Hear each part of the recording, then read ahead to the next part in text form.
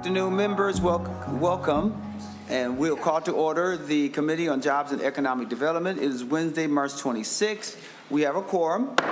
Today we will be hearing Senate file numbers 2684 from Senator Rarick. Then we'll hear Senate file number 2660 from Senator Mohamed, as well as Senate file 2554 from Senator Hoffman. Senate file 2569 from Senator Clark, and Senate file 2465 from Senator Pratt, as well as Senate file 2679 from Senator Draheim, and Senate file 2658 and 2726 from Senator Hawj. Needless to say, as you can see, we have a full agenda today. So we will be limiting all testifiers to 2 minutes. This was posted online. We also made sure that we talked to all testifiers to make sure that they were aware in advance that we limit your testimony to 2 minutes. Remember that the author of the bill has unlimited time, but we asked them to, be thoughtful. And I'm saying that because I see Senator Rarick, and I want to make sure that he knows that he can't talk all day, right? But he's wonderful. But the whole idea is so that testifiers, you will supplement and build upon each person's testimony and not just repeat each other, because that isn't helpful.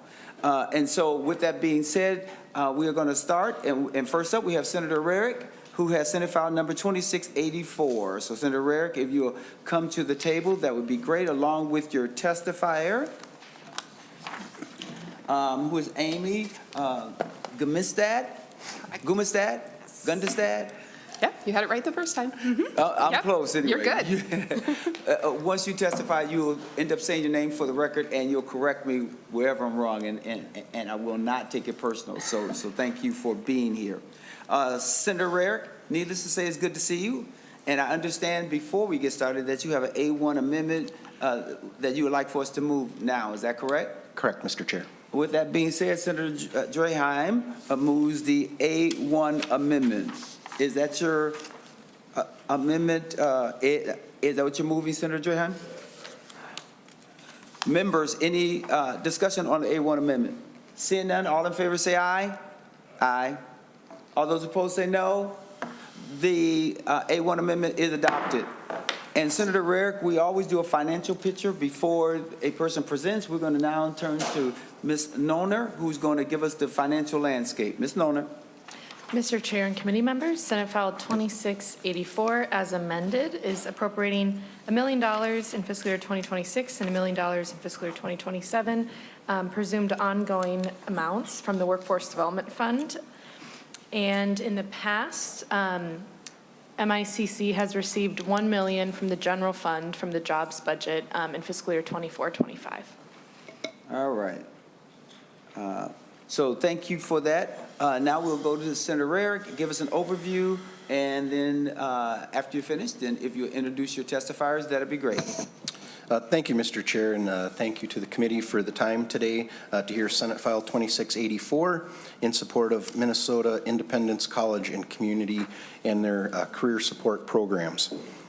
I'm a proud supporter of MICC because their results show how successful they are, and the return on the investment for the state is very strong. The outcomes of this organization are unmatched, not only in Minnesota, but across the country. We talk about numbers here, but I ask that while we discuss those numbers today, we also keep in mind that these numbers represent individuals across our state who are able to live their lives independently with employment because of the support that they receive from MICC. There are, instead of me talking a lot, there are some documents in your packet. There was a question and answer document from DEED from one of their site visits that answers a number of questions and concerns folks might have. And with that, happy to turn it over to my testifier. Thank you, members. Before we go to the testifier, you do have 2 documents in your packet that gives you a pretty good layout about the program itself. And with that being said, we will now go to the testifier. Identify yourself for the record and give us your 2 minutes of testimony, and welcome to the committee. Thank you, Mr. Chair and committee members. My name is Amy Goodmestead, and I am CEO of Minnesota Independence College and Community, also known as MICC, in Richfield, Minnesota. At MICC, we are dedicated to educating autistic and neurodivergent young adults through their unique college program and beyond. One of the core curriculums we teach pertains to employment education. Specifically, we provide employment preparation, job placement, retention, and ongoing career maintenance. Your investment goes directly to this work. According to Drexel University, young adults with autism spectrum disorders have the lowest employment rates across disabilities, with some studies showing unemployment rates as high as 66 to 85%. At MICC, our students have a 95% competitive employment rate with a strong average job retention rate of 4.65 years. Our careers, education, and community integrated practicum sites are endorsed by Century College. We offer 3 certificate training programs in high-need jobs areas: digital careers, food services and hospitality, and health and human services. After trainings, we work with our participants to find, secure, and retain long-term meaningful employment. With the support of this committee, we increased our access to our workplace readiness program, which allowed us to provide career education to more neurodiverse adults. We would like to continue to build and expand that program over the next 2 years. MICC participants are successfully working throughout the Twin Cities in over 60 different companies such as Delta, Walgreens, Presbyterian Homes, Lund's, Byerly's, Guthrie, and many, many more. In Minnesota, school districts are reporting a 138% increase in the number of autistic students over the last 10 years. These students will complete high school and need this type of workforce training. We are here to fill that need. Fulfilling this funding request will support us in continuing our growth of our program and getting more autistic and neurodivergent adults into our workforce. Thank you for your time. Thank you so much for also being within your 2 minutes. I applaud that, so thank you so much. Any questions for either Senator Rarick or the testifier? Senator Housley. Thank you, Mr. Chair, and thank you, Senator Rarick, for bringing this bill again this year. It was last year or the year before, I think, when you had it. I didn't know about the program, and I have a neurodivergent nephew, and I called my sister, and I went, "You wouldn't believe what we're doing here in Minnesota." So I got connected with you guys and found out what you were doing. And she was so jealous. She lives in Georgia right now. And she was like, "I want to move back to Minnesota just for her son, Austin." But thank you so much for what you do and the success that you're having, because all of these kids in Minnesota really, really need programs like you. So thank you so much. Thank you, Senator. Thank you, Senator Housley. And we do feel sorry for your sister living in Georgia, but she can move back. We love that. So to the testifier, you talked about your 95% competitive rate, and just do you have a sense of what the hourly pay is for the individuals that you all place? To the testifier. I do have a sense. I believe that we are averaging close to $15 per hour. We'd like to get that up to a higher rate. We'd love to get them into the 16 to 18 range if possible. Thank you. Any other questions or any other point you want to make before Senator Rarick has the opportunity to give closing statements, and then we'll lay Senate file number 2684 as amended on the table for possible inclusion. Anything else? Seeing none, Senator Rarick, your closing comments. Thank you, Mr. Chair, and again, appreciate the time. And, you know, if any of the committee members get a chance to meet these young adults, you will be completely won over, and to see they've been here before supporting this, their enthusiasm for the program, for the love for the program, their willingness to get out and work. It's everything we're looking for out of programs like this. And so I hope we've set the standard for all the other testifiers today, Mr. Chair, and we thank you for your time. Thank you there, Senator Rarick. With that being said, Senate file number 2684 as amended will be laid over for possible inclusion. Have a great day, Senator Rarick, and thank you to your testifier for coming today. We'll now go to Senate file number 2660, Senator Mohamed.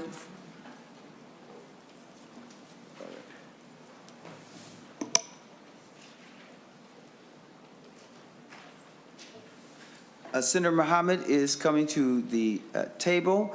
If she could also be joined by Antonio Cardona, who's the VP of Career Readiness from PPL. Do we have you there? If you'll come to the table. And Jason Dakota, who's a program graduate, if you can join Senator Mohamed. And before Senator Mohamed starts, we're going to go and get a financial picture from Ms. Noner. Mr. Chair and committee members, Senate File 2660 is proposing appropriation of $750,000 in fiscal year 2026 and $750,000 in fiscal year 2027, both one time, from the Workforce Development Fund. And in the past, Project for Pride and Living have received $1 million in fiscal year 24-25 from the general fund and $1 million in fiscal year 22-23 from the Workforce Development Fund. Thank you for that. And members, just so you know, there's also a one-sheeter in your package for Project for Pride and Living. With that being stated, Senator Mohamed for an overview of your bill. Thank you, Mr. Chair. Senate File 2660 requests $750,000 in fiscal year 26 and then again in 27 from the Workforce Development Fund to support Projects for Pride and Living, PPL, so they can provide job training and workforce development services. These funds will specifically support individuals who are unemployed or underemployed, helping them gain skills needed for stable and long-term employment. PPL's workforce development programs have a proven track record of helping individuals transition into careers in high-demand sectors such as finance, government, healthcare, and IT. This is a one-time appropriation designed to strengthen PPL's capacity to support Minnesotans in achieving economic stability through job training. PPL has been a leader in the Twin Cities, creating career pathways in collaboration with public and private sector employers to meet local workforce needs. And I want to thank my co-author, Senator Clark. Thank you, Mr. Chair. Thank you so much, Senator Mohamed. We'll now go to Antonio Cardona, who is the VP of Career Readiness for PPL. If you identify yourself for the record and give us your 2 minutes of testimony, and welcome to the committee. Great, thank you. Antonio Cardona, Vice President of Career Readiness at Project for Pride and Living. Thank you, Chair Champion, Vice Chair Mohamed, Ranking Member Draheim, and committee members. I appreciate the committee leadership's support of PPL this year and in previous years, and also the conversations I've had with many of you this year and in the past. I'll draw your attention to the PPL's one-pager for the Ask 2024 results, transparency information, so you can take a peek at that as I speak. At PPL, we live every day at the intersection of housing and jobs, providing 1,600 units of affordable housing and a suite of integrated workforce and education solutions. Housing and jobs are the two prerequisites to lift and keep people out of poverty and provide a foundation for self-determination. We cannot afford to ignore the training needs and talents of the people in our community who will be the keys to our future. While our housing is concentrated in the greater metro, our workforce programming often extends to greater Minnesota as well. We are requesting a direct appropriation to complete and sustain our programs that would not always fit into existing deed grant categories. The ability to innovate and be as responsive to community as possible is critical in this moment. Minnesota has numerous economic disparities, the homeownership gap, unemployment, underemployment, educational attainment, all areas that PPL works to address. Pair this with employers' search for the right talent at multiple levels, regional competitiveness, and balancing human skill development and AI automation opportunity means that it is imperative to ensure that no one is left on the sidelines. We also know that alongside decreasing or stagnant population growth and an aging workforce, Minnesota needs an all-hands-on-deck approach. We recognize that times may be tight in the short term, but we must always invest in the future in our current workforce. We have a long track record of delivering results to participants and community. I appreciate your time and respectfully request your support to be included on this bill. Chair and Vice Chair, thank you. Thank you so very much for being on time. We'll now go to Jason Dakota, who's a program graduate. If I'm saying your name wrong, please correct me. You are State your name for the saying it record and give us your perfectly. 2 minutes of testimony. Say it again. You are saying it perfectly. Thank you. Thank you. You nailed it. You're like the only person that has done that before. Nice if you learned my name. You can go forward with your 2 minutes of testimony. Good afternoon, Chair Champion, Vice Chair Mohamed, and committee members. Thank you for the opportunity to speak with you today. My name is Jason Dakota, and I am a graduate of PPL's Merck Alternative School. A paid employee of PPL Leap Merck Alternative School, PPL Leap Advancement Board, otherwise known as LAB, as well as a client of PPL Access Program. I arrived at Merck as a high school senior through word of mouth from my friends. I immediately was welcomed to experience the support of the staff members. I successfully graduated in the spring of 2024. During my time at Merck, I worked with another member of the PPL Leap Advancement Board, Ina, who helped me get my permit through her driver's education class. Ina connected me to lab, and I then became an official employee of PPL. As a staff member, PPL has offered me many leadership and professional development opportunities. I have grown in my own self-confidence and have gained many professional skills. Since the lab position is part-time, I was still seeking employment opportunities outside of it. I've been bouncing around different types of retail jobs, and those positions did not offer me the type of pay I was looking for, and were not fulfilling positions for me. I was underemployed and wanted some support with job searching. I got connected to Access from my PPL supervisor. When I enrolled in Access, I was provided with the support of job searching. Access provides clients with career readiness skills that are essential to applying to positions. They offer a variety of different career paths depending on each individual's experience and interests. They use the Jobs for America's Graduates curriculum to guide each client through career readiness competencies, so they are ready to start on the job day one. I'm connected to 3 large buckets at PPL, from Merck to lab positions and finally to the Access program. Because of PPL, I have received multiple opportunities that make me feel more well-rounded as a young adult and ready for a career. I look forward to my future thanks to my second family at PPL. I hope my words today help you understand the importance of PPL programming. Thank you for the opportunity to speak with you all today and to tell my story. I'm so impressed with the testifiers this Friday. I thank you so very much. It was impactful, it was focused, and I sincerely appreciate it. Thank you. Any questions for either Senator Mohamed or her testifiers? Senator Nelson. Oh, thank you, Mr. Chair, and thank you for the good testimony. I have a question. I'm looking at your handout here, a lot of good stuff on there. I have just one question. I saw that there were 27 high school diplomas, and I wanted to know if that was just in year 2024, and do you have more students who are seeking high school diplomas? Like, what's the diploma rate for your students? Is 100%, 50%?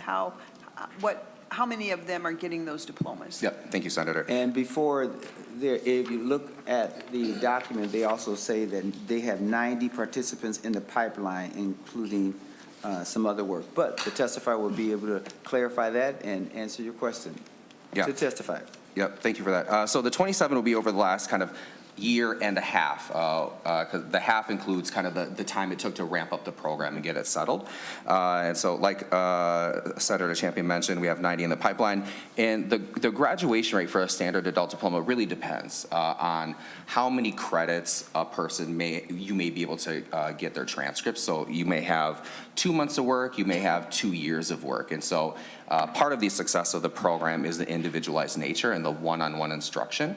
And so it's hard to say like what a graduation rate would be.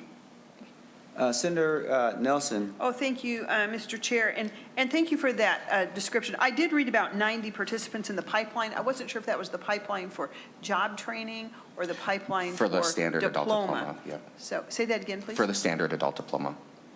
Thank you. Thank you, Mr. Chair. Thank you so much. And it also looks like there's been 333 job placements, including young adults who maintain employment while in your program. That's also highlighted on the handout. Any additional questions? Seeing none, Senator Mohamed, for your closing comments before we lay 2660 on the table for possible inclusion. Thank you for considering us, Mr. Chair. Oh, that's it? Oh, that's great. You shocked me Keeping right it under there. 2 I don't minutes, know you what said. happened. Okay, thank you so much, Under Senator 2 Mohamed. minutes. We sincerely appreciate that. Is Senator John Hoffman here? But I have to go to Senator Hoffman. I did promise Senator Clark that I need to take him really quick, okay, just because of the time. Senior member, I love that, man. Only you can get away with that. No, I love you, man. Senator Clark, come on up, and then we're going to my good friend Senator Hoffman afterwards. If both your testifiers will come up at the same time, would be great, because it looks like we have Jude Nadi, and I'm sorry. We have Dan Ryan and Samantha Alvarado. I see more than 2 people up there, so we will get to that in a moment. Senator Clark, I believe that you have a A1 amendment. Is that correct? Correct, Senator Chair Champion, I do, and thank you to Senator Hoffman for letting me budge. And I believe that Senator Mohamed is going to offer the A1 amendment. Is that your motion, Senator Mohamed? That's my motion. All right, with that being stated, any questions? Seeing none, all in favor say aye. Aye. All those opposed say no. The A1 amendment is adopted. Thank you. Now we're going to go to, right before you, we're going to go to Ms. Noner, who gives us our financial picture before your testifiers. Mr. Chair and committee members, Senate File 2569, as amended, is proposing $150,000 fiscal year 2026 and $150,000 fiscal year 2027 from the Workforce Development Fund to InspireMSP. And in the past, InspireMSP has received $100,000 in fiscal year 2025 from the Workforce Development Fund. Thank you so very much. With that being stated, now we're going to go to Senator Clark, who's going to give us an overview of Senate File number 2569. Senator Clark. Thank you, Chair Champion. And to note, my testifiers to the right has brought a moral support. And their moral support for me as well. So InspireMSP is in its third year working with students. It's already engaged with over 2,000 students, exposing them to over 100 creative professionals in the Twin Cities. And that is the focus of InspireMSP, focusing on the creative industry ranging from steady labor jobs at IATSE Local 13 Union and print production facilities to news, advertising, creative, architecture, and design. Now, in Minnesota, we have over 100,000 jobs in the creative industry, generating over $13 billion in state revenue. We know that those 100,000 jobs, the individuals in them, are aging out, and we're not replacing them as fast as we can. And that speaks to the important work that InspireMSP is doing, as they've leveraged partnerships to create experiences that connect those jobs and those openings to students. An experience that is both in the classroom and outside the classroom that gets them excited for future career opportunities. And you'll hear from one of those in just a moment. So the funds requested today will enable InspireMSP to continue to deliver this service at high level and increase access to more students. I think in an upcoming testimony, you will hear a little bit about a career day that I'll just note, Senator Pratt, I believe that you may have attended at the Target Center back in December. And Chair Champion, I'll turn it over to Dan Ryan, my first testifier. All right. Mr. Ryan, if you would be so kind as to state your name for the record and give us your 2 minutes of testimony. Welcome to the committee. Thank you, Chair Champion, committee members, and Senator Clark. My name is Dan Ryan, the Executive Director of InspireMSP. You can't be what you can't see is a phrase that we often use, and it aligns well with what one of the students said to me as we walked out of Care 11, I now know what I want to do. Or the excitement that our students have as they explore a 3D printing lab at Dunwoody College. Youth workforce development is absolutely important, but why invest in this industry specifically? Senator Clark outlined some of the current state numbers. I'd just add that the industry is in need now, but also more in 10 years. Deloitte says that the creative industry will experience a 40% growth by 2030. And globally, the industry will represent 10% of the global GDP. In order for our industry in Minnesota to continue to excel, we need to continue to innovate, and that's exactly what we're doing at InspireMSP. We work with students primarily 6th through 9th grade because research shows that that's the most critical time and age when developing career aspirations. We build experiences with students from the classroom to any one of our 33+ creative partners, and we hope to expand both partnerships and students to our middle school and high school career day next year. We spend time to build knowledge of careers, but more importantly, we build access to meaningful opportunities that our students would not otherwise see. Our experiences drive action and connection, a vision of where their talent can be utilized that will lead our students to more likely advance in leadership roles, to enter non-traditional fields, and access to higher paying jobs. That's the power of building our experiences with students.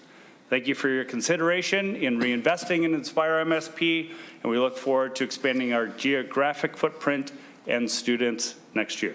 Good job. Thank you. And very impactful testimony as well. Members, I just want to remind you that there is a handout that's in your package for Inspire, so you can also go there. We now have another testifier, Samantha Alvarado, who's a student at St. John Paul II Catholic School. And I want you to know that you're going to do just fine, so you can take a deep breath. It's okay. You're going to rock this. Let me just tell you that right now, okay? So state your name for the record and give us your 2 minutes of testimony. Thank you, Chairman Champion, committee members. Good afternoon. My name is Samantha Alvarado. I'm 13 years old, and I'm an 8th grade student at St. John Paul II Catholic School in Northeast Minneapolis. I'm here to share my experience with InspireMSP, which has provided my class with the opportunity to participate in 4 field trips over the past 2 years. Each field trip has been both unique and exciting, offering educational value but also fun and enjoyment. InspireMSP's field trips stand out because they prepare us ahead of time by informing us what to expect, ensuring that we get the most out of the experience. Additionally, they let us request songs for the bus ride and bring us snacks. The InspireMSP representative who comes with us always makes sure we're having a great time, staying safe, and learning. I have learned many things from each field trip with InspireMSP, especially about careers. For example, during one field trip, we had a career day. Our school learned about photography and fashion.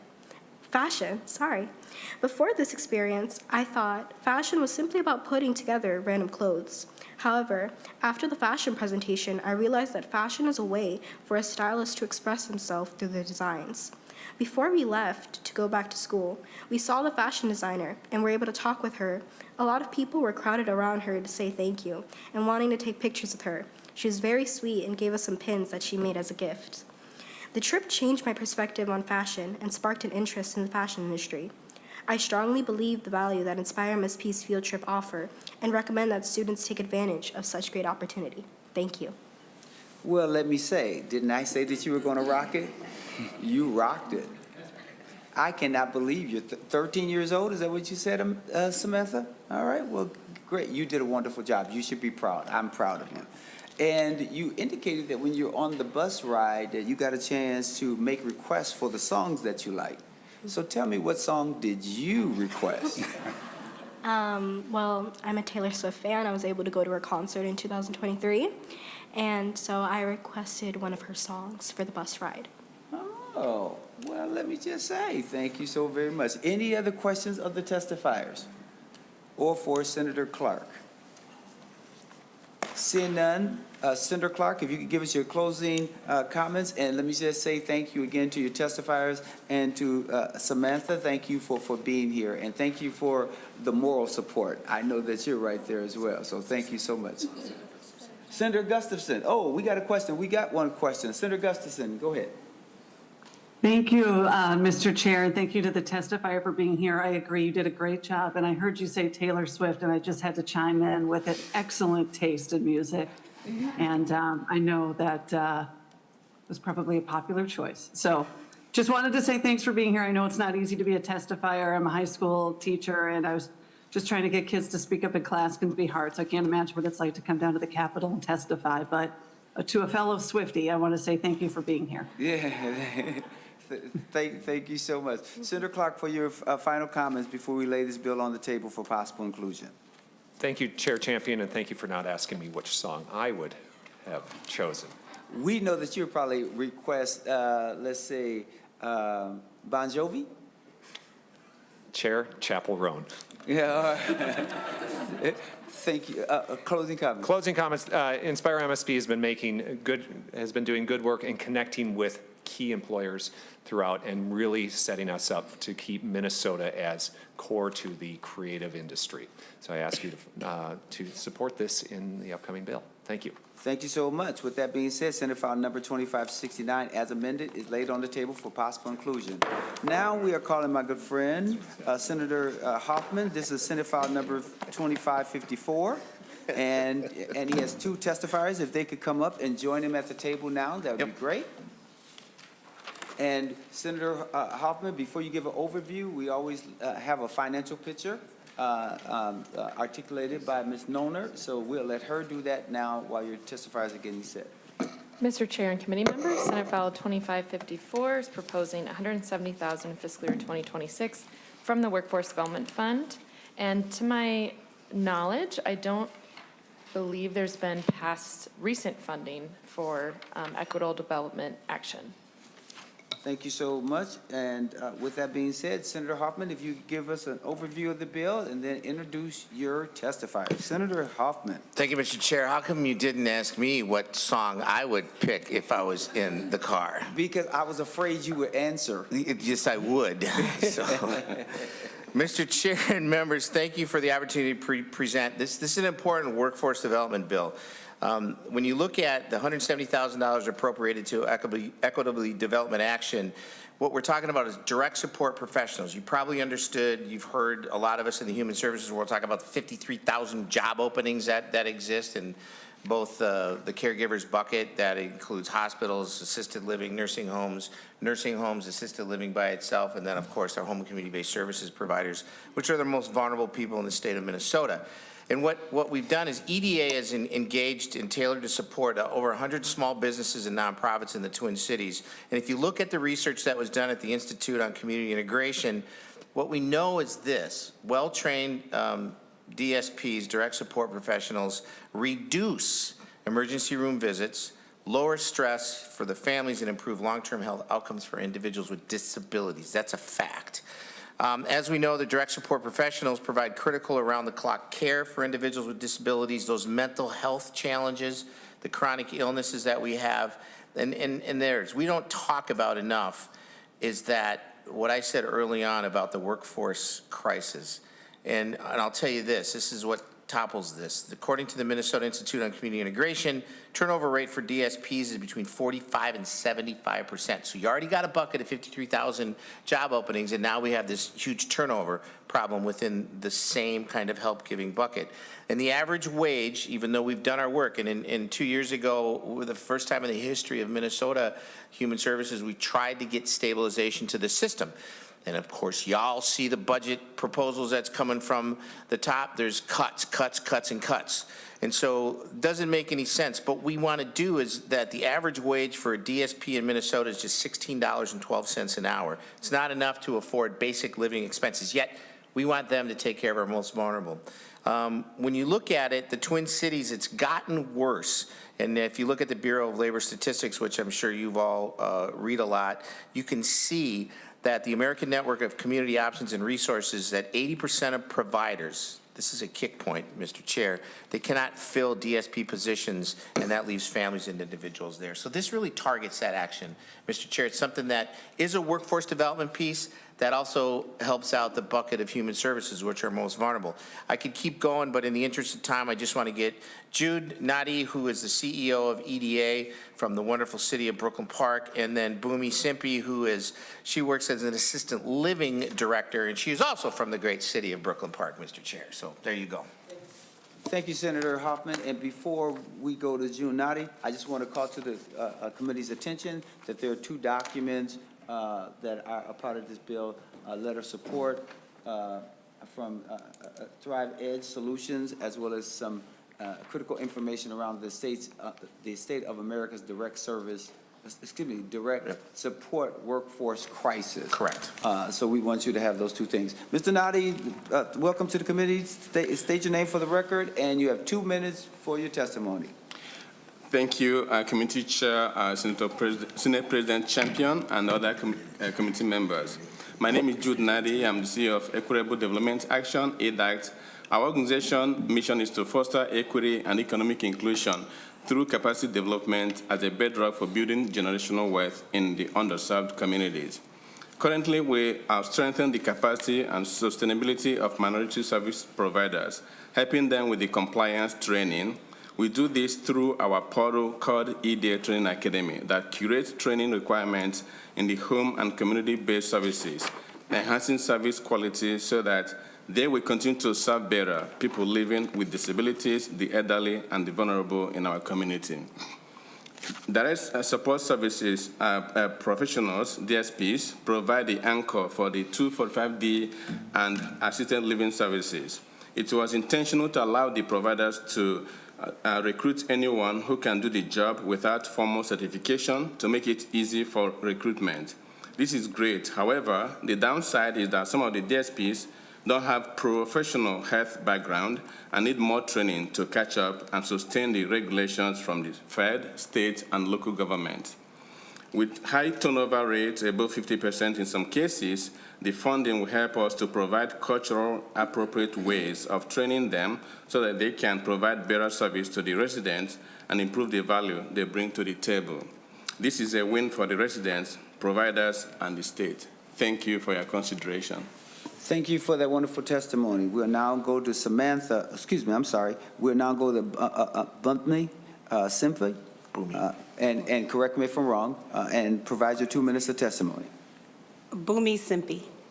Yes. Got it. Okay. So provide me your 2 minutes of testimony. Welcome to the committee. Thank you. Thank you, everybody, for having me here.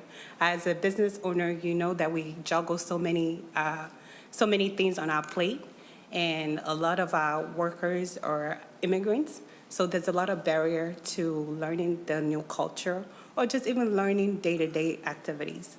So with the companies like EDA that is providing that additional training, they can help us leverage the cultural training that the DSP needs. So training, we all know that training is just not a one-time thing, it's a repetitive thing.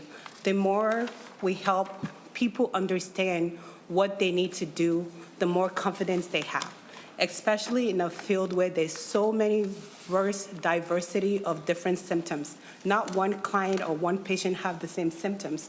So workers need to have the ability to be able to adapt based on what homes or whatever clients that they're taking care of. So in providing training like this, that's more cultural sensitive and adaptive, that will help equip DSPs to be able to adapt and to understand the culture or to understand what is needed in each situation or how to address it. We all know that cultural seems very simple, but it's an integral part. For example, basic thing is somebody asking for grilled cheese and you've never made grilled cheese. It makes a simple request from a client a more difficult thing that trigger into a behavior. Because the client or the patient, they're not able to communicate because of training lack or because of whatever reasons, then it triggers and it turns into something that is a little bit more, that triggers into behaviors or something that could have been prevented easily if the training was provided. You know, everybody's like, yeah, training, hands-on training, I believe that Jude's and his company is going to provide, is going to help assist in living. Thank you so very much. Oh, I'm sorry, 2 minutes. So you can finish your thought. Okay, just sorry. in one sentence, because you're over your time, but we are excited that you're here. So your last sentence, please. I apologize for going over my time. This bill is very critical and it is needed. Thank you so very much. If you want to provide any other additional written statement that you want the committee to have, please provide it to us, and I'll be happy to make sure it's distributed to the committee, okay? All right, thank you. Thank you so much. Any questions for Senator Hoffman or any one of his testifiers?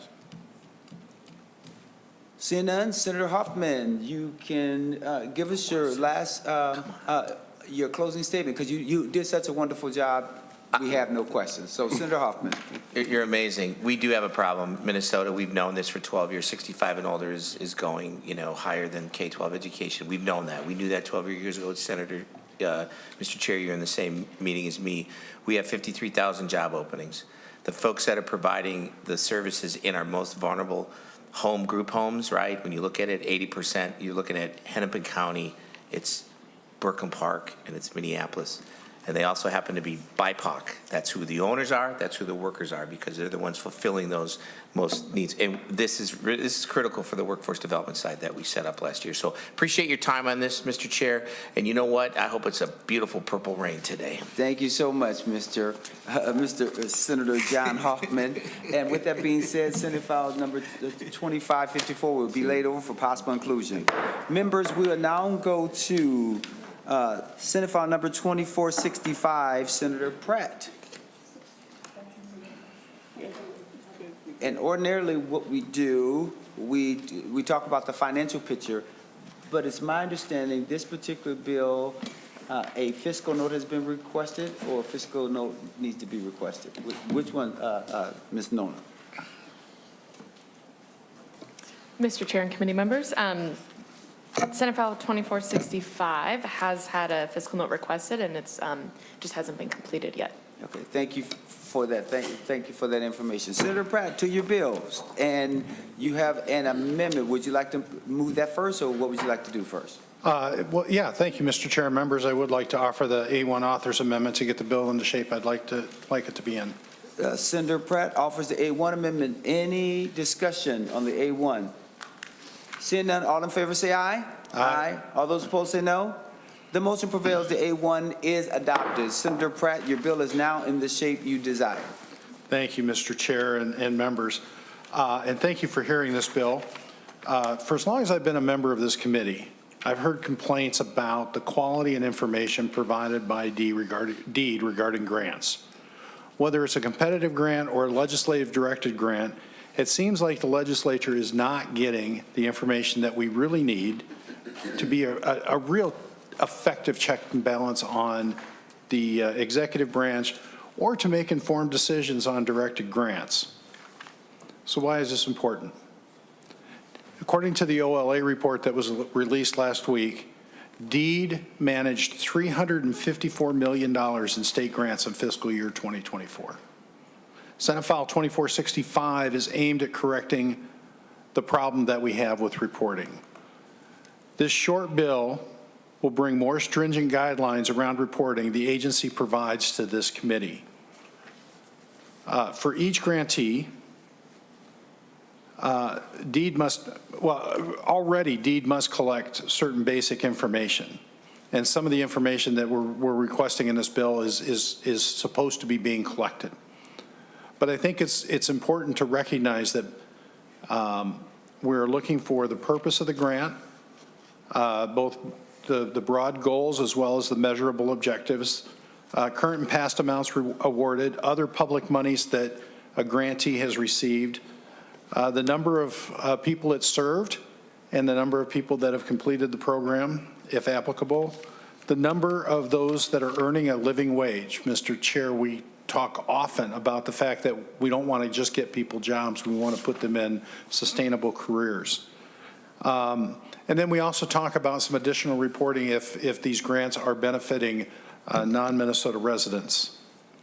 The A1 amendment added 2 additional requirements that, for lack of a better term, were inspired by the legislative auditor's report, as we talked about earlier. It makes a grantee agree to the reporting terms before they receive a grant, and that they may be required to pay back a grant and be ineligible for future grants until the discrepancy is settled if they break the contract. In a report released by the legislative auditor last week, a few comments stood out to me. Mr. Chair, and those comments start on page 33, grant oversight, in the report that was handed out by Mr. Melton last week. DEED only collected half of the required progress reports according to the schedules in the grant contracts. And let me just say, Mr. Chair, this is only for 2 programs. This is for the broadband grants as well as adult career pathways. And that in those 2 programs, DEED paid at least $5 million in additional grants to those who had past due reports. So, Mr. Chair, if we just take those 2 programs and say we paid out over $5 million to people who already had past due reporting requirements and had already broken their contract with DEED, then if we were to roll that out to say all the grants, all 354 million grants that DEED is managing, we would expect that number to be much, much higher. And let me just say, I don't think this is all DEED's fault. In the report released, it did put some of the responsibility and blame on the grantees. But lack of a penalty is likely one reason we have such poor compliance. And while the Office of Grant Management policy says DEED must withhold payments for delinquent progress reports, we're not seeing DEED follow that policy. And that's, and we've seen that the OLA's finding of just withholding future grants is not enough of an incentive for grantees to comply with the requirements set forth by DEED, but is further undermined when DEED isn't complying with administrative policy either, and that's why it should be in statute.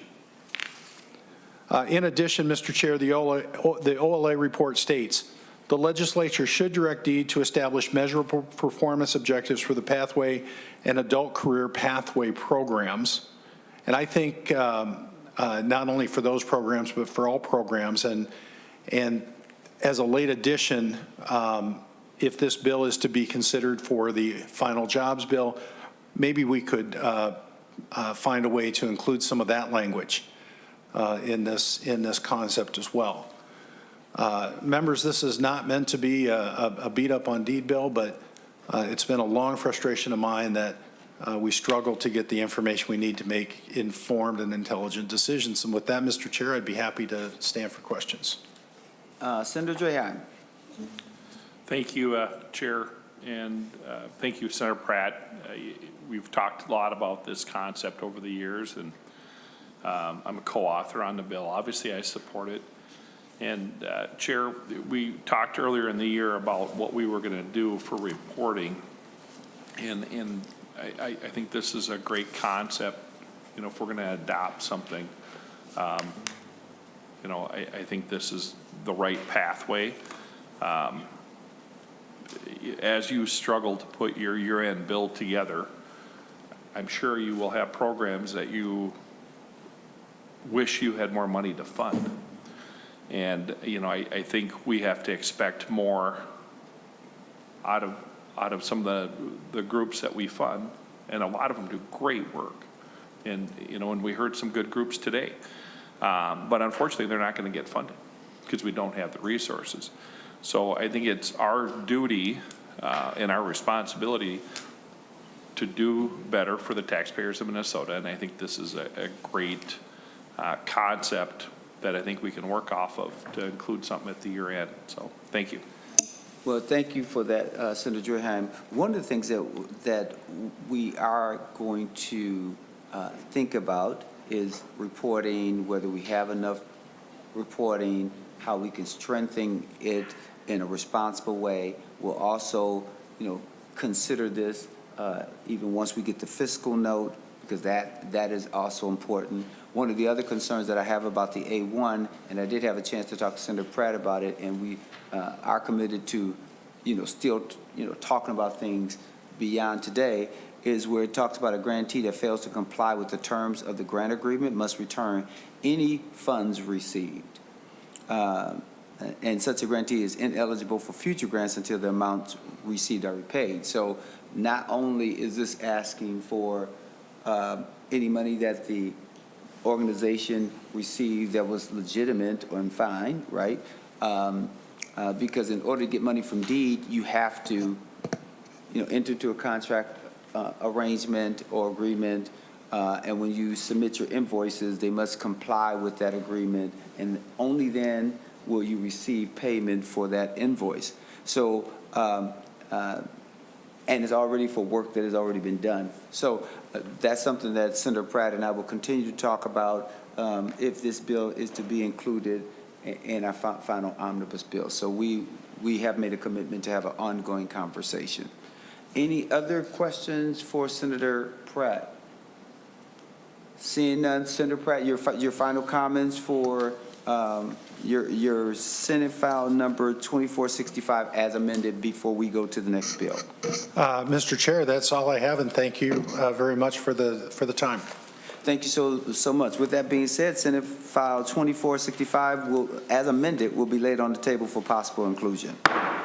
Thank you, Senator Pratt. Now we're going to Senator Draheim. We are looking now at Senate file number 2679.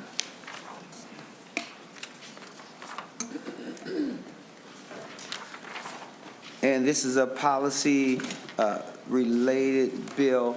And From a fiscal perspective, Ms. Nollner, do we need to request a fiscal note on this bill? Mr. Chair and committee members, for this bill, there is a appropriation on page 2, line 2.29 and 2.30. Okay. An amount sufficient to pay the refunds required by this section is appropriated to the Commissioner of Revenue from the general fund. So I'd recommend either a fiscal note or a revenue estimate to be requested on this to get some more information. With that being stated, please provide your overview and let us know if you're thinking of asking for a fiscal note on this bill. Senator Draheim. Senator Draheim to Senate File Number 2679. Thank you, Chair Champion and members. I think the number's blank on the fiscal part, partially due to not knowing what targets are. Okay. But that's pretty smart there, Senator Draheim. Thank you. And by the way, Tom told me I had 45 minutes for this bill.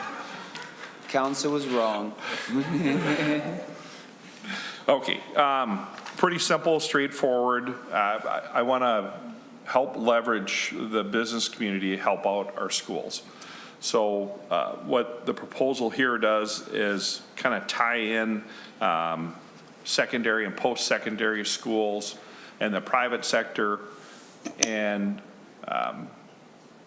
help leverage equipment or technology to help train students for a possible career. So there are a lot of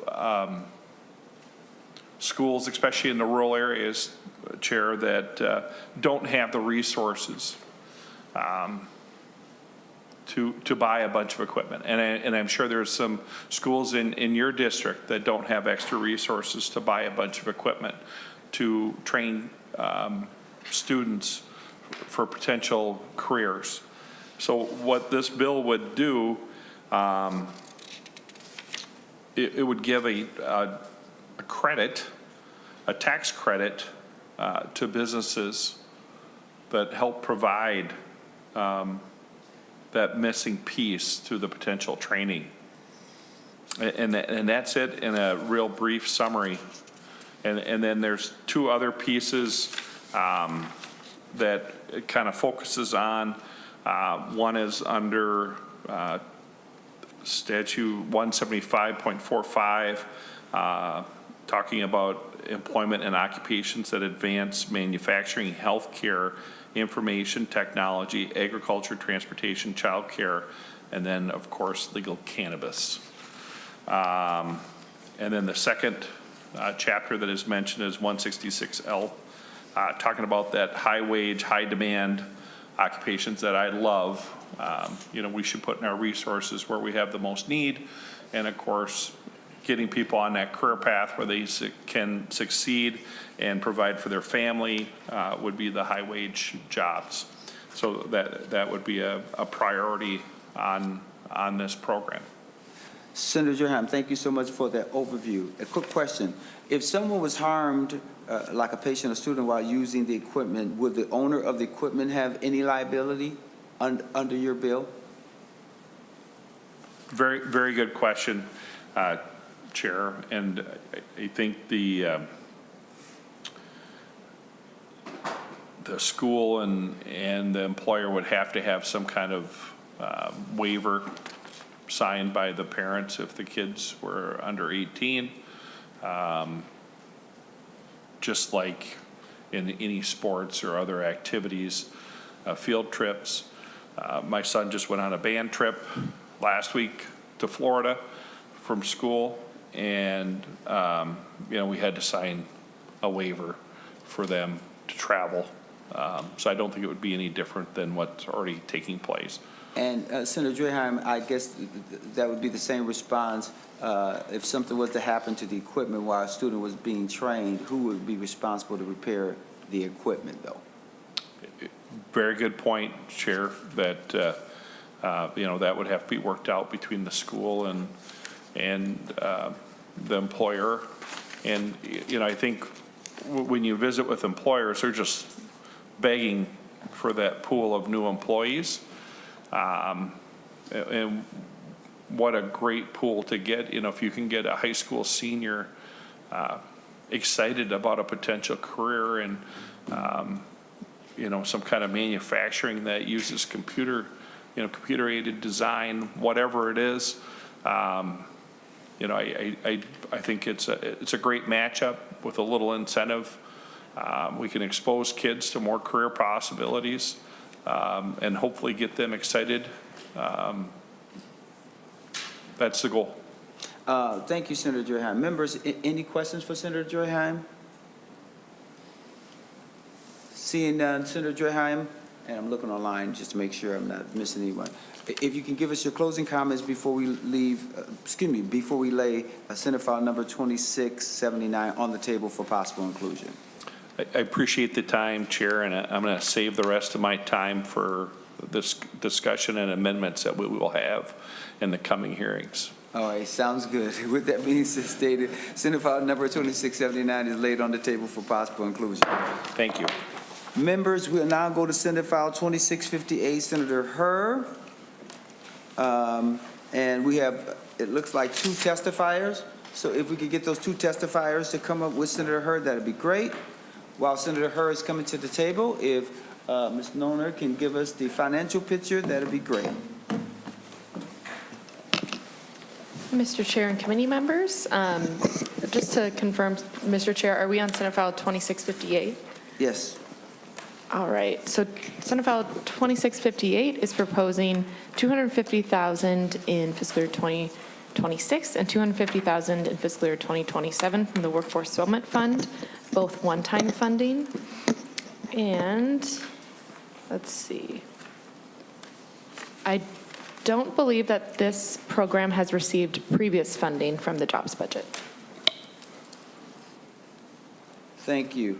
All right, with that being stated, members, I want to show you that there is a packet in the, there's a packet from Right Track in your packet.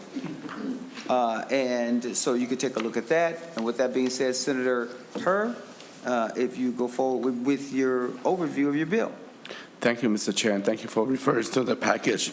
I also want to point out that as I make my introduction, in the back, there's an employer section and also partnership section that I'd like to make members aware of that, how strong and how prudent this program is.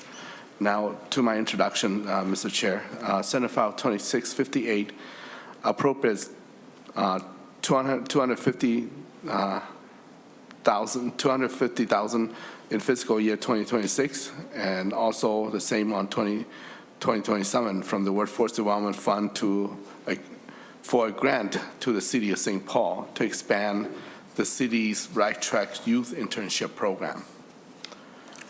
Right Track program addresses changing labor force demographics as well as education and employment disparities by connecting young people to internship, training them for personal and professional success while supporting employers as they prepare for recruits and mentor the next generation of diverse talent. In 2024, Right Track support 1,165 internship in the city of St. Paul. And there are 2 types of internship. One is the foundation skill building that include libraries, rec center, local nonprofits, assisting with child care, learning how library works, and administrative support.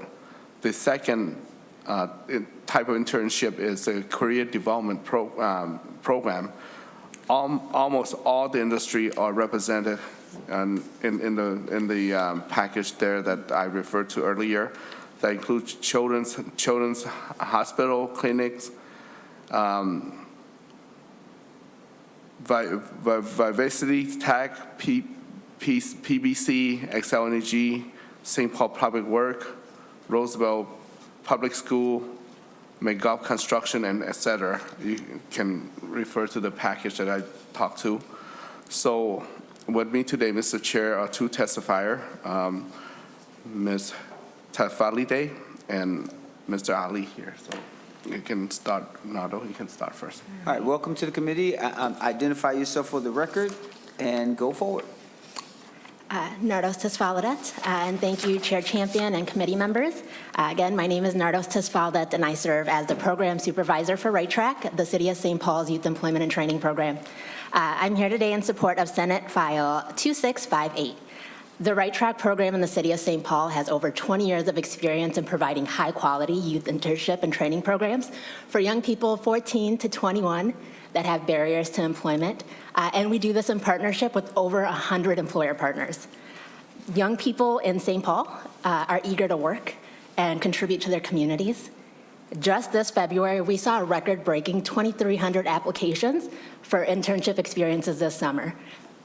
And we can compare that to 2023, where we had 700 fewer young people apply. Currently, Right Track's budget is funded through a combination of funding from DEED, ARPA, CDBG, Foundation dollars, and the City of St. Paul. However, despite having a diverse funding base, the demand for these opportunities consistently outpaces what we have to offer. Last year, we offered over 1,100 experiences and had over 3,500 applicants for our experiences.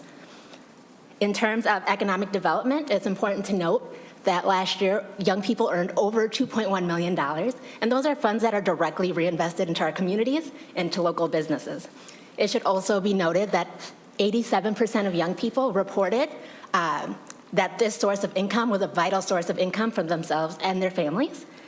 So the funding we're requesting today will go directly to young people. More specifically, it will allow us to increase by 100 summer internship experiences and job coaching support.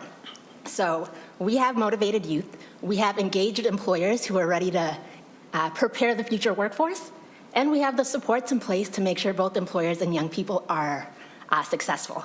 So with your support today, we can expand our reach and provide even more opportunities. Thank you so very much. Thank you. 2 minutes is up. If you want to submit any additional testimony, please feel free to do so, and we'll distribute that information to the committee, okay? Perfect. Thank you so much. All right, Mr. Ali, state your full name for the record and give us your 2 minutes of testimony. Welcome to the committee. Upshir Ali. Good afternoon, Chair Champion and members of the committee. My name is Upshir Ali, and I am a proud multi-year participant and now alumni of the City of St. Paul's Right Track Youth Employment and Training Program.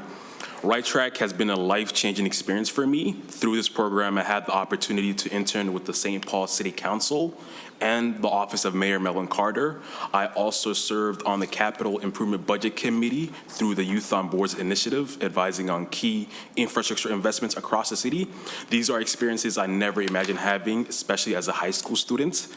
Each of these internships equipped me with invaluable skills, from responding to constituents and managing city services to coordinating schedules, social media, and public communication.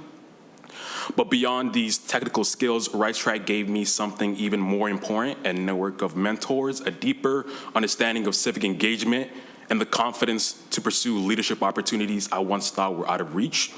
Right Track doesn't just provide jobs, it cultivates an ecosystem where young people grow, develop, and transition into leadership. The St. Paul Youth Commission, which I proudly served as chair for a few years, is closely connected to Right Track, and it's just one example of how this program creates a pipeline for young leaders to step into meaningful roles within their community. My own journey is proof of that.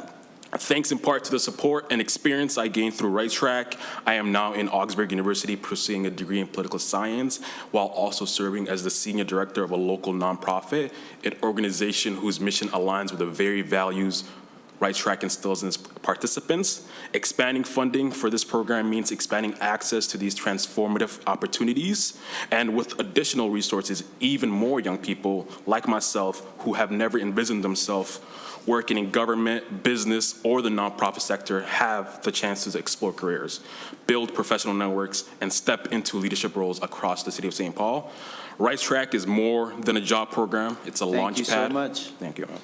Your last sentence will be helpful, and then we'll thank you for your testimony and see if there are any questions from the committee. Your last sentence. Chairperson Champion, I urge y'all to support Senate File 2658 and ensure that more young people like me can benefit from this incredible opportunity. Thank you so much for sharing, and as I offered to the other testifier, if you want to submit something in writing, we'll make sure that we distribute it to the committee. You did a great job, all right? With that being stated, you answered some of my questions, which is around your previous funding, how long you've been around, the ages, and it looks like you have a diverse list of support when we think in terms of funding. So Senator Hur, is there any particular reason why now that this program's been going on for 20 years that you all are coming to the Workforce Development Fund to ask for resources? Mr. Chair, I'd like to defer that answer to Nadia, not us here. All right. Can answer better of the Chair. history. Chair, Senator, we're coming here today because there's increased demand for these experiences. As I mentioned, we have 2,300 young people who applied just for our summer experiences, which is an unheard of number in our program. Young people are having increased difficulties finding employment, and we're seeing an increased skill gap from what employers are expecting young people to come into with to what they're getting in their school experiences. And so can you tell me, out of the 2,300 that you've said applied, based on your history and based on the funding that you have in place, and you all have been doing this for 20 years, how many of those young people are going to be employed for the summer? Right now, we are anticipating a minimum of 900 internship experiences, and we're hoping to expand that for the summer component. All right. Any other questions for the testifiers or Senator Hur? Seeing none, Senator Hur, you can give us your closing words before we lay this bill over for possible inclusion. Senator Hur. Thank you, Mr. Chair. You already heard the history from Ms. Tesfalidos and also a strong testifier from Mr. Ali here. Just one testimony that, resonate the other voices, thousands of internship. It's a great job pipelines, and I wish when I was growing up, there were programs like this. This will, enhance myself much better till this day. But appreciate your support for the Senate File 2658. With that being said, Senate File 2658 will be laid on the table for possible inclusion. Senator Hur, I think you should stay at the table because you have another bill. The next bill that's before the committee is Senate File number 2726, and there's two testifiers. If they would come forward, that'd be great. And before you all get started, we're going to go to Ms. Noner and see if she would give us a financial picture. Mr. Chair and committee members, Senate File 2726 is proposing a $1.2 million appropriation in fiscal year 2026 from the Workforce Development Fund one time to the Asian Economic Development Association. And the association has received $1 million in fiscal year 24-25 from the general fund. Thank you so very much. With that being stated, Senator Hur, would you be so kind as to give us an overview of Senate File number 2726? Thank you, Mr. Chair. Senate File 2726 asks for $1.2 million as a grant to Asian Economic Development Association to work with Minnesota Asian building trades entrepreneurs and related firms to grow their business and to grow their business and enhance their business through skill training, hiring, and capacity building. ADA was formed in 2006 and has a strong record of being practical and accountable in helping business grow along the green line here. And many other business corridors include the East Side Sunray area. I can assure that funding we provide to ADA for every dollar that we fund, for every dollar will generate at least 3 times to our economies. I see ADA as a trusted partner, and in lighter note, ADA is like a mini deed for the Asian American community. So, members, I have 2 testifiers here, Ms. Mai Chang and J.C. Lee. I also have the executive director of ADA here in the audience too, in case question get technical or more detailed. So I'll pass the mic to Ms. Mai Chang. Yeah. Go first. Thank you for that, Senator Hurd. Thank you for your overview. We'll now go to Mai Chang, who is the CEO of Presidential Electric, for your 2 minutes of testimony, and welcome to the committee. Thank you, Chair Champion, members of the committee. Thank you for the opportunity for me to speak today. I am the proud owner of Presidential Electric, a small union electrical business here in Minnesota. I stand before you as an Asian American woman and business owner, and someone deeply committed to building not just a company, but a future. I want to be an example and sustain a company that I can grow, create jobs, and offer others the same opportunity at a better life that the trades provided to me and my family. I built this business from ground up with the determination rooted in both pride and purpose. Minnesota is entering a major phase of unprecedented infrastructure expansion in the next, unprecedented infrastructure expansion from housing to transportation and high-tech development. This growth brings enormous opportunity for skilled trades. According to Star Tribune, at least 10 major data centers are being proposed in Minnesota over the next 7 years. We are currently working at one of those data centers today in Rosemont, Minnesota. Based on the projections from Minnesota DEED, this surge in development is expected to create approximately 145,000 new jobs in Minnesota, reflecting a 4.6% increase in employment. The construction and skilled trades sector will account for thousands of those jobs. But these jobs won't automatically reach communities of color or women in the trades unless businesses like mine are elevated and supported now. The resources would provide targeted funding to ensure small and diverse contractors are part of this economic growth and help me to have the opportunity to hire and train apprentices, invest in equipment and safety, and expand operations. If this bill is passed today, in the next 5 years, the funding will support my business by doubling my capacity and workforce. Thank you so very much. Your 2 minutes is up. If you got one last sentence, you can say that, and the invitation is extended to you as well. If you have additional written testimony that you want the committee to review, send it to us and we'll distribute it. Okay. Last sentence.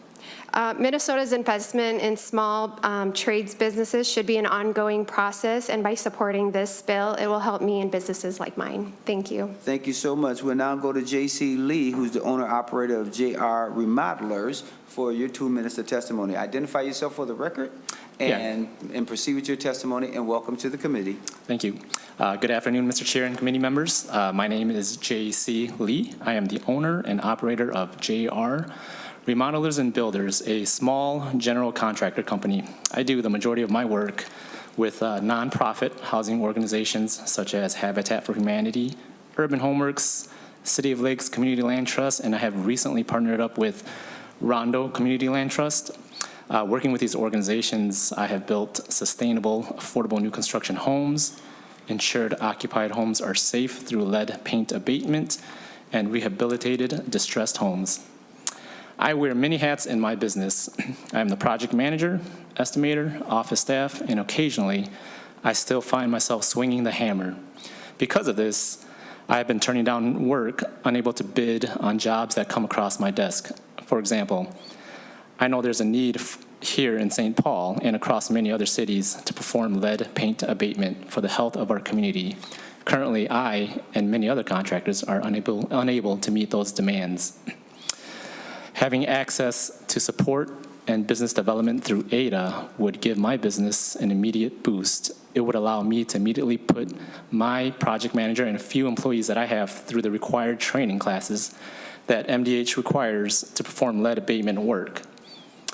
ADA support will also allow me to create a marketing campaign to reach out to young men and women to fill my employment needs. As an Asian American, we are underrepresented in the trades.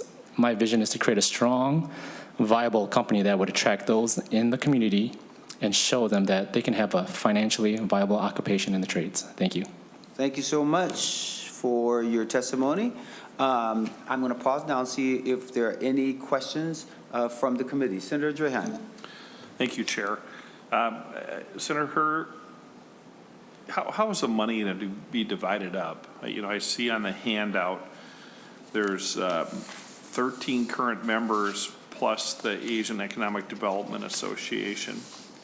And reading the bill, you know, is the AED aid just going to be the kind of the bank for the program, or are they going to take an admin fee and then divide out the other 13 companies? Are they, I mean, I don't understand how the program's going to function the way the bill's drafted. Senator Hurd to the question. Thank you, Senator Draheim, and I have the ED of Asian Economic Development here too, but I will try to answer the question that you asked. The Asian Economic Development will provide support and training and help facilitate whatever needs. There's more than 13. We don't know how many out there, but these 13 are identified to be a strong partnership and have strong record already. So ADA will be working with them, provide any needed support, and even help them training, market themselves, bring themselves closer to those larger developers that, you know, not necessarily reaching out to diversity in recruitment, and which they should, but they have not. And this bill is trying to mend that gap. You know, the big dog don't usually come and research for diversity, so it has to be the smaller guy here, helping the smaller guy here elevate itself. And any follow-up, Senator Draheim? No, I'm good. Thank you. Any other questions? Senator Pratt.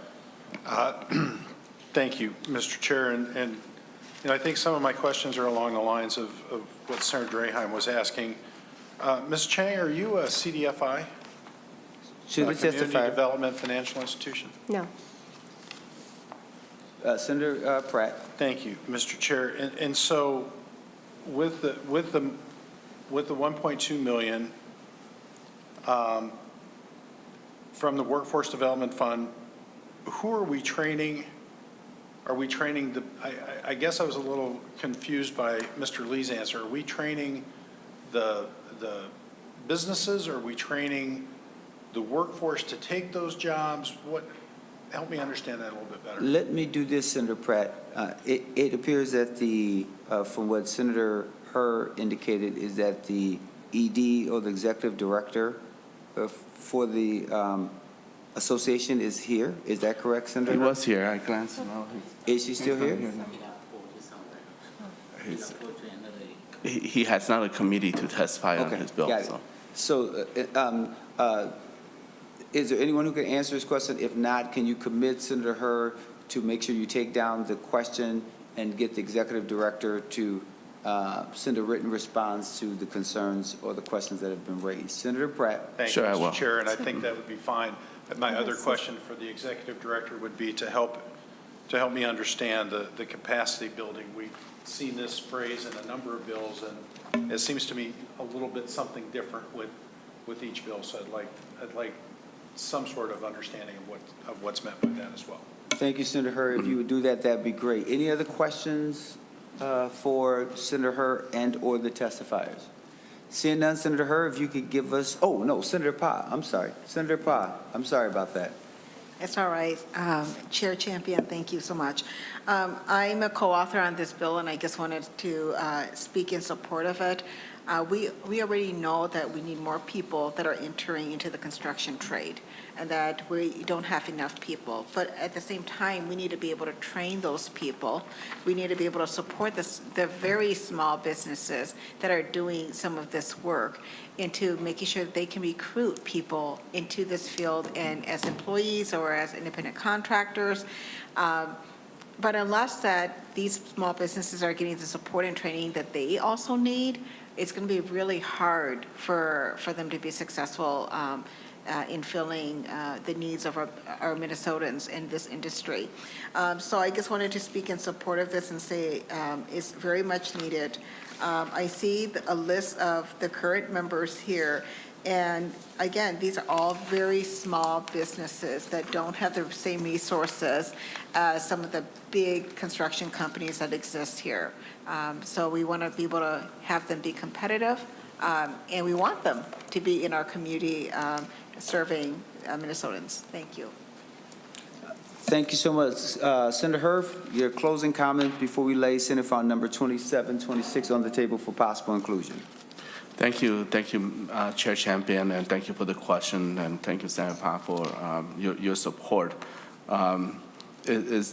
These entrepreneurs are very diverse and also, work very, very hard, and there's opportunity ahead of us. And if we want to boost our economy, it's best that we empower the entrepreneur at hand and make sure that they grow and create jobs for more people, instead, let alone them being entrepreneur throughout. Some of this will remain entrepreneur throughout, but by helping them, I would say half of this or even all of them could grow into the next era of construction companies. So I need your help with Senate File 2726. So thank you. With that being stated, Senate File 2726 will be laid on the table for possible inclusion.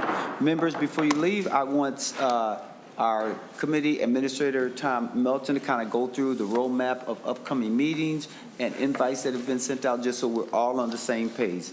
Tom Melton. Thank you, Chair Champion. Just as a reminder to members, because of the Eid break, we will not have a meeting of the Jobs Committee on Monday, March 31st. Our next hearing will be on Wednesday, April 2nd.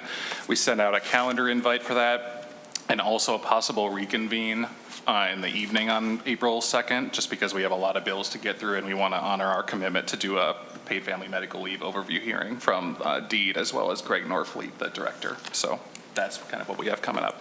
All right, any questions about the upcoming calendar or anything of that nature? Seeing none, with that, the committee is adjourned.